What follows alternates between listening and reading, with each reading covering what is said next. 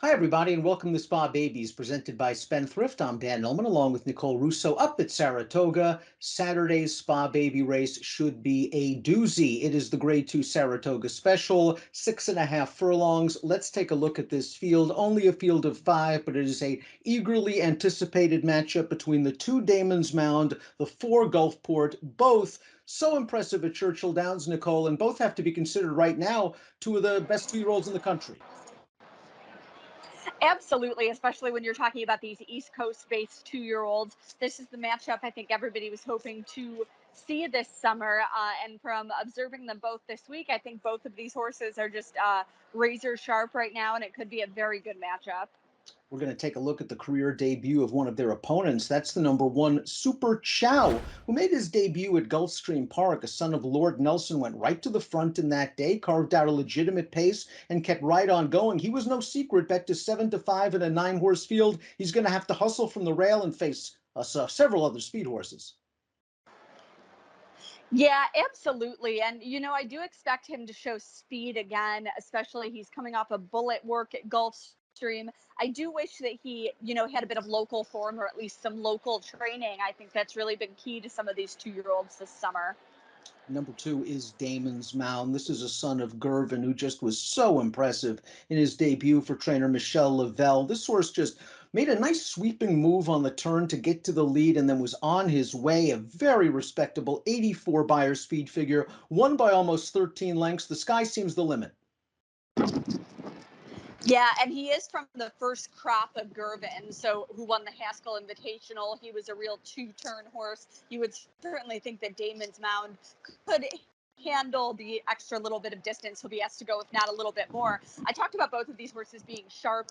Damon's Mound has done the majority of his work at Colonial getting ready for this race. And the last 2 mornings out here, Michelle Lovell has just kept him with the pony, given him light training sessions, and he came off the track bouncing and playing this morning. I think he's coming into this a very fresh and good feeling horse, and I would expect him to show a lot of speed early. Number 3, Valenzan might be the longest shot on the board, but this horse has plenty of quality. He was a very game debut winner at Belmont back on May the 12th. It looked like he was outpaced at the 3/16 pole, and once he made his final lead change, he came with a good strong run to win. He had trouble in the Tremont last time out, and then just didn't break very well in the Sanford. Blinkers go on for Rudy Rodriguez.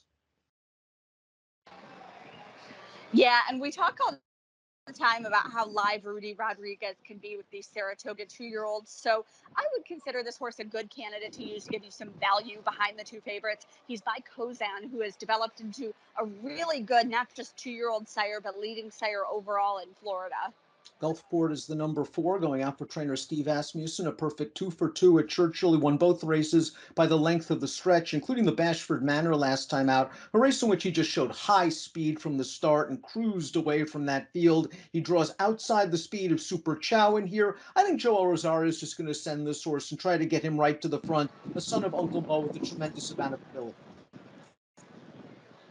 Absolutely. And he really seems to have the characteristics of the best Uncle Mo's, which are that they're athletic, who get over they have a just keep going in that one speed, that one stride when asked to. So now goal to be able to continue to carry it. Owen's Leap completes the field. This is a son of Spendthrift stallion Bolt Dioro, a nice debut winner at Churchill Downs for trainer Tom Amos. They ran this horse in the Bashford Manor against Gulfport, and while no match for him that day, I thought he gained a lot of experience from that race. He was outrun early, he came on the outside, and was very game to just get up for second. If there is a prolonged pace battle in this race, this horse might be able to take advantage. I would absolutely consider him a candidate. He was just second best in the Bashford Manor that day. There was nothing wrong with his effort. And there's a reason we run the races. Should one of the favorites stub their toe or should they burn themselves out on the front end? This horse, who already has stakes experience, could be sitting right there to pick up the pieces. He's by Bolt d'Oro, a grade 1 winner who has gotten off to a phenomenal start this year with his first 2-year-olds, both commercially and on the racetrack for Spendthrift Farm. Top pick time for race number 4 at Saratoga on Four-Star Dave Saturday. It's the Saratoga Special. It kicks off a mandatory payout in the pick 5. We go to our top selections. I could go either way, Damon's Mound or Gulfport. I wouldn't be surprised if either one wins. I gave a slight edge to Gulfport because of his experience edge. That's exactly how I analyzed the race. I did get a slight edge to Gulfport because he has 2 starts under his belt as opposed to 1 for Damon's Mound, and because he has been training locally, although over on the Oklahoma training track. I think being here locally is really something you want this meet. I think a lot of experience is really what you want this meet. It's been a key factor with some of these 2-year-olds.